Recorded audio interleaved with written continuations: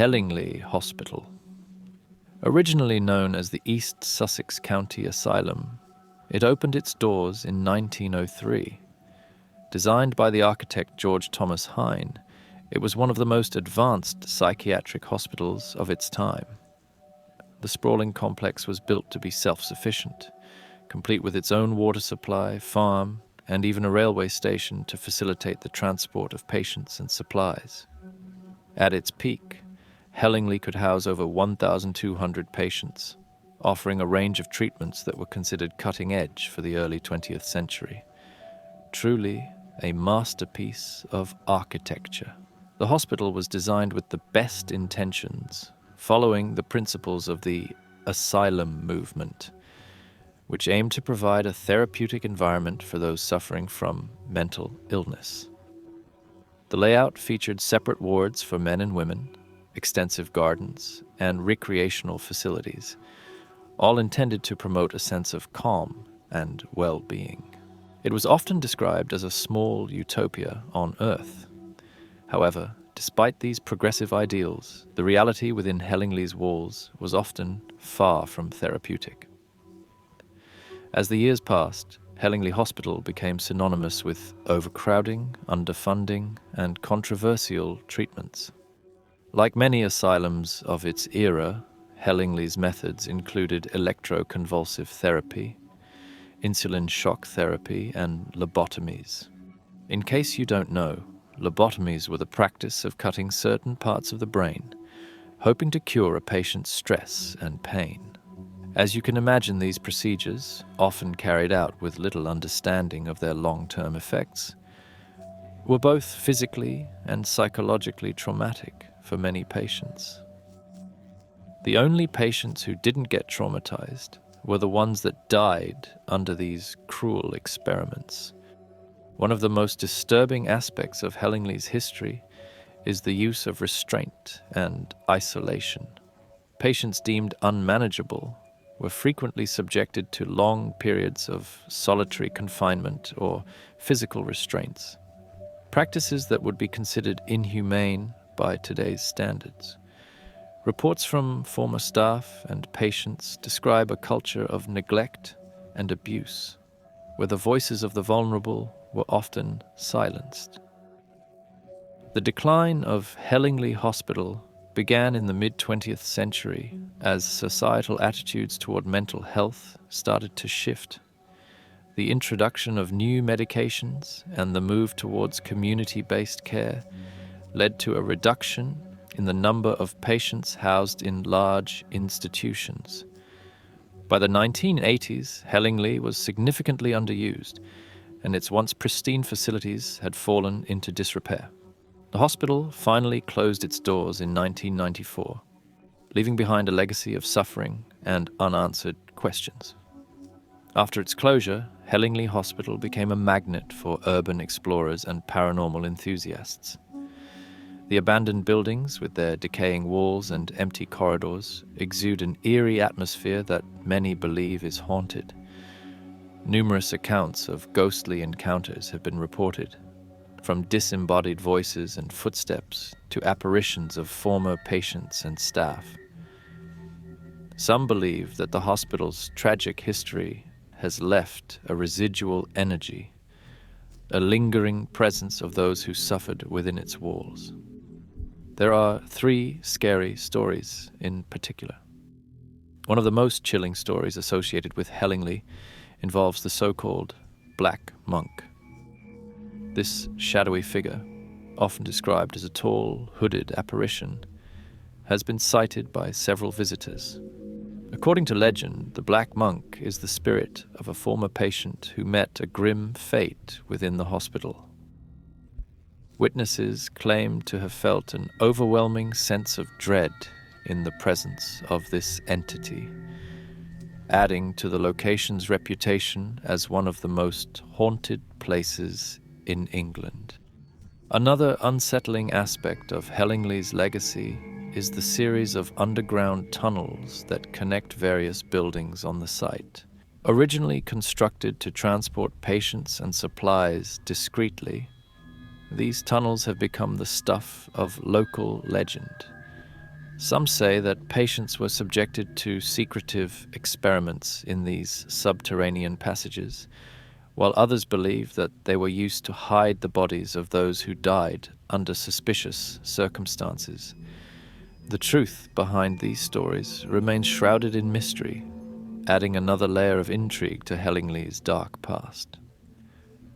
The hospital's chapel, now a crumbling shell, was once a place of solace and reflection for patients and staff. Today, it stands as a poignant symbol of the institution's rise and fall. Visitors have reported hearing faint whispers and the distant sound of hymns echoing through the empty space, as if the spirits of the past still seek comfort in this sacred place.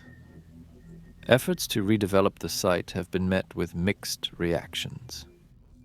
While some advocate for preserving the hospital as a historical landmark, others see it as a painful reminder of outdated and often barbaric treatment methods. Parts of the hospital have been demolished to make way for new housing developments, but the main building and some outlying structures remain, continuing to attract those curious about its haunted history. Deviltry.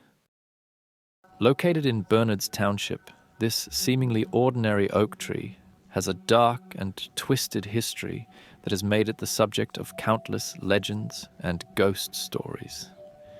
Its unsettling past is marked by tales of murder, racial violence, and inexplicable phenomena.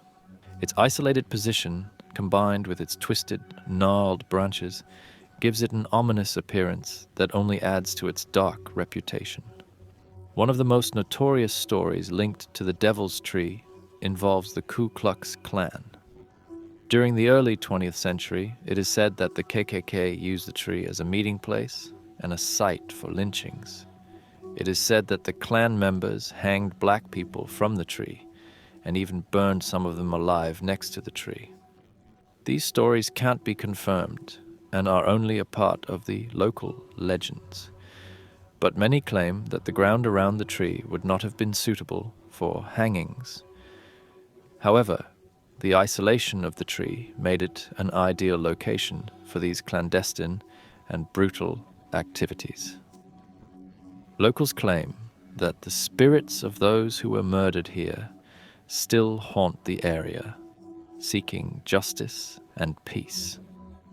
Another grim tale associated with the Devil's Tree is that of a local farmer who, in a fit of madness, murdered his entire family before hanging himself from one of the tree's branches. To be precise, the man, for whatever reason, decided to murder his entire family with an axe. After the deed was done, he visited the Devil's Tree and literally had a picnic. He then hanged himself. According to legend, this event left a permanent mark on the tree, imbuing it with a sense of dread and despair. Visitors to the tree often report feeling an overwhelming sense of sadness and foreboding, as if the tree itself remembers the horrors that took place there. These stories, though chilling, are just the beginning of the dark history surrounding the Devil's Tree. Over the years, numerous other incidents have contributed to its reputation as a cursed and haunted location. For instance, it is said that anyone who tries to cut down the Devil Tree will meet with misfortune or even death. This is often called the Devil's Curse. There are accounts of people who attempted to harm the tree only to suffer severe accidents shortly afterward. One such story involves a man who, after attempting to chop down the tree, was involved in a fatal car crash on his way home. This has led to the belief that the tree is protected by a supernatural force that punishes those who wish it harm. Interestingly, there's another story about some mysterious protector of this tree. According to some locals, many people who visited the tree were stalked on their way back home. While driving away from the scene, a pickup truck would follow them for some time before suddenly vanishing into thin air. One local said, "There's a big field, and right near the road is the tree. Supposedly, it's a portal to hell, and a sentinel guards it. He drives an old black Ford or Chevy pickup truck and will chase you down the road until a certain point. You will see headlights 1 second, and the next nothing. The car is just gone." An interesting addition to the legends revolving around this tree. But not even the locals are sure if this sentinel is a paranormal entity or just a local man wanting to protect this historic tree. In addition to these tragic tales, the Devil's Tree is also associated with various paranormal phenomena. Many who visit the tree report experiencing strange occurrences, such as hearing whispers, seeing shadowy figures, or feeling sudden drops in temperature. Some have even claimed to see ghostly apparitions hanging from the branches. These reports have made the tree a popular destination for ghost hunters and paranormal enthusiasts who hope to capture evidence of the supernatural activity said to occur there. One particularly unsettling aspect of the Devil's Tree is the so-called Devil's Stone, a nearby rock in front of the tree. According to locals and visitors alike, the snow around the tree is always melted and the stone feels particularly hot. Some say that the stone is a portal to hell, while others believe it is a place where the devil himself sits to watch over his cursed tree. While the legends surrounding the Devil's Tree are certainly chilling, it's important to remember the real human suffering that lies at the heart of these stories. The tales of lynchings and family tragedy are a stark reminder of the darker aspects of our history and the impact that violence and hatred can have on a community. In this sense, the Devil's Tree serves as a somber monument to the past, urging us to reflect on the consequences of our actions. Bhangar Fort. Located in the Alwar district of India, Bhangar Fort is nestled between the city of Jaipur and the Sariska Tiger Reserve. Bhangar Fort was built in the 16th century by Raja Bhagwant Das, a ruler of Amber, for his younger son. The fort and the surrounding town were once thriving, boasting grand palaces, temples, and bustling marketplaces. However, today it stands abandoned, its grandeur overshadowed by an aura of dread and desolation. The fort's architecture, though decayed, still holds a glimpse of its former grandeur. The fort's eerie reputation is primarily fueled by a series of legends and stories passed down through generations. The most famous and disturbing tale is that of a cursed love story. According to legend, the beautiful princess Ratnavati, daughter of Chatta Singh, caught the eye of a powerful sorcerer named Singya. Bewitched by her beauty, Singya decided to use his dark magic to win her love. Singya crafted a magic potion, disguising it as perfume, and sent it to the princess. However, Princess Ratnavati, who was as intelligent as she was beautiful, saw through the sorcerer's plan. She threw the potion onto a large boulder, which then rolled towards Singya, crushing him to death. With his dying breath, Singya cursed the fort and its inhabitants, condemning them to ruin and desolation. Shortly after the curse was cast, Bhangar Fort fell into turmoil. Local legends say that the fort was invaded, leading to a fierce battle in which Princess Ratnavati and many others perished. The once flourishing town was reduced to rubble, and the spirits of those who died are believed to still haunt the fort. The palace of Princess Ratnavati, now in ruins, remains a focal point for those intrigued by her tragic story. Another chilling legend speaks of Guru Balunath, an ascetic who meditated near the area where the fort was to be built. He gave permission for the construction on the condition that the fort's shadow should never fall on his abode. However, this condition was violated, leading to the saint's wrath. As a result, Bhangar Fort was doomed to destruction and abandonment. Today, visitors to Bhangar Fort often report strange and unsettling experiences. People have reported hearing disembodied voices, whispers, and inexplicable sounds.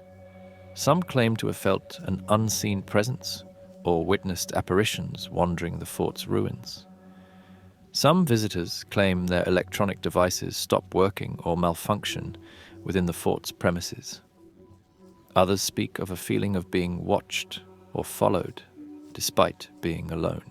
The local villagers are deeply superstitious and avoid the fort after dark. Many believe that anyone who dares to spend the night inside the fort will never return. The Archaeological Survey of India has put up a sign at the entrance, warning visitors not to enter the fort after sunset and before sunrise, adding fuel to this legend.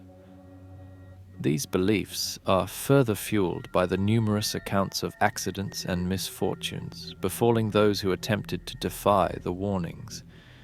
In recent years, efforts have been made to preserve and protect Bhangar Fort. The Archaeological Survey of India has undertaken conservation projects to stabilize the ruins and maintain the site for future generations. The allure of Bhangar Fort lies not only in its architectural beauty, but also in the tales of love, betrayal, and curses that have turned it into a symbol of mystery and intrigue. Whether you are a history buff, a thrill seeker, or a believer in the supernatural, Bhangar Fort offers an experience unlike any other. Varosha. Varosha is a district of the city of Famagusta, located in the eastern part of Cyprus. This coastal area, once a thriving tourist destination, now stands as a ghost town, deserted and decaying. But how did this happen? To understand the mystery of Varosha, we need to delve into its tumultuous history. In the 1960s and early 1970s, Varosha was one of the most popular tourist hotspots in the world. Renowned for its beautiful beaches and luxurious hotels, it attracted celebrities and wealthy tourists from around the globe. The golden sands and crystal clear waters of Varosha were the backdrop to a booming economy, and the area saw rapid development with modern infrastructure and high-rise buildings. However, the paradise of Varosha was shattered by political conflict. Cyprus, a nation with a complex history of Greek and Turkish influences, faced increasing tensions between its Greek Cypriot majority and Turkish Cypriot minority. In 1974, a coup d'etat by Greek nationalists aimed at uniting Cyprus with Greece prompted Turkey to invade the island, citing the protection of Turkish Cypriots as their justification. The Turkish invasion resulted in the partition of Cyprus into two parts. The northern part, which declared itself the Turkish Republic of Northern Cyprus, recognized only by Turkey, and the southern part controlled by the Republic of Cyprus. Varosha, situated in Famagusta on the east coast, found itself in the buffer zone, a no-man's land patrolled by United Nations peacekeepers. During the invasion, the residents of Varosha fled, expecting to return once the conflict subsided. However, Turkish forces sealed off the area, and it has remained abandoned ever since. The once thriving tourist district now stands as a stark reminder of the unresolved conflict, frozen in time since 1974. The Turkish military maintains strict control over Varosha, and access to the area is forbidden. This inaccessibility has fueled countless rumors and legends about what remains inside the abandoned city.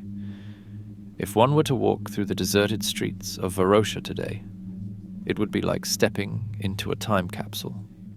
The luxury hotels, restaurants, and shops are now in ruins, overtaken by nature.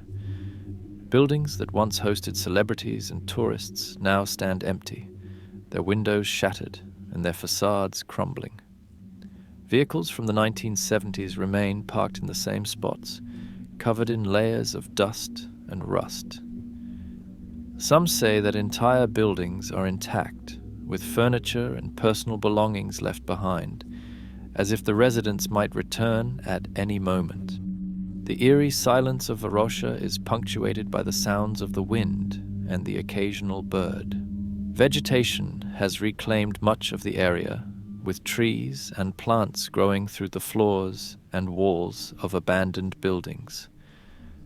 One of the most disturbing aspects of Varosha's past is the sudden and forced displacement of its inhabitants. Families were separated from their homes and livelihoods with no chance to return. The psychological impact on those who fled has been profound, with many former residents still longing to return to their homes and reclaim their lives. Efforts to resolve the Cyprus conflict and potentially reopen Varosha have been ongoing for decades but have met with little success. Political tensions between Greek Cypriots and Turkish Cypriots continue to complicate negotiations. However, in recent years, there have been some developments that offer a glimmer of hope. In 2019, the Turkish Cypriot authorities announced plans to reopen Varosha. In 2020, Varosha was open to some citizens and to special tours showing Varosha to tourists. Over 400,000 people visited the city. In 2022, they even opened one part of their famous beach for commercial use, allowing people a small taste of the vacation utopia this place used to be. Despite that positive development, the area remains largely abandoned and under military control. Hot tub of despair. The Gulf of Mexico is a large ocean basin near the southeastern United States, bordered by the US, Mexico, and Cuba. It's a region known for its rich biodiversity, extensive oil reserves, and significant economic importance. However, hidden deep beneath its surface lies a natural marvel that is as fascinating as it is deadly. The hot tub of despair, also known as the brine pool, is located approximately 3,300 feet below the surface of the Gulf of Mexico. It was first discovered in 2014 by a team of oceanographers using a remotely operated vehicle. This brine pool, unlike anything seen on land, is essentially a lake within the ocean. It is formed by extremely salty water, or brine, that is denser than the surrounding seawater, creating a distinct pool on the ocean floor. The brine is so salty that it remains separated from the less salty seawater above, forming a clearly defined boundary, much like oil floating on water. One of the most disturbing aspects of the hot tub of despair is its lethal nature. The brine is not only incredibly salty, but also contains high concentrations of methane and hydrogen sulfide, making it toxic to most marine life. Humans would die almost instantly if they were to enter this area.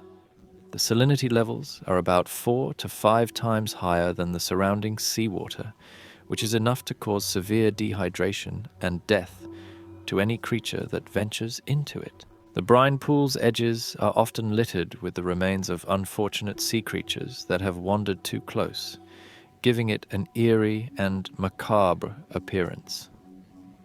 Crabs, fish, and other marine animals are frequently found dead around the perimeter, victims of the pool's lethal embrace.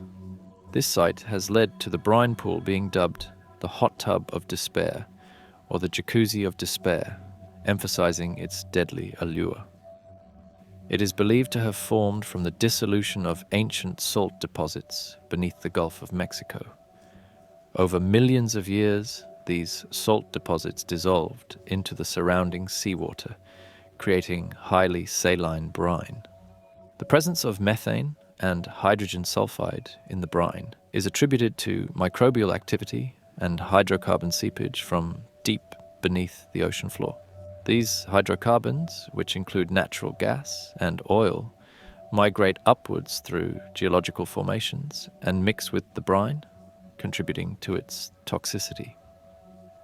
However, studying these brine pools can help scientists understand similar extreme environments on Earth and possibly on other planets and moons, such as Europa or Enceladus, which are believed to have subsurface oceans.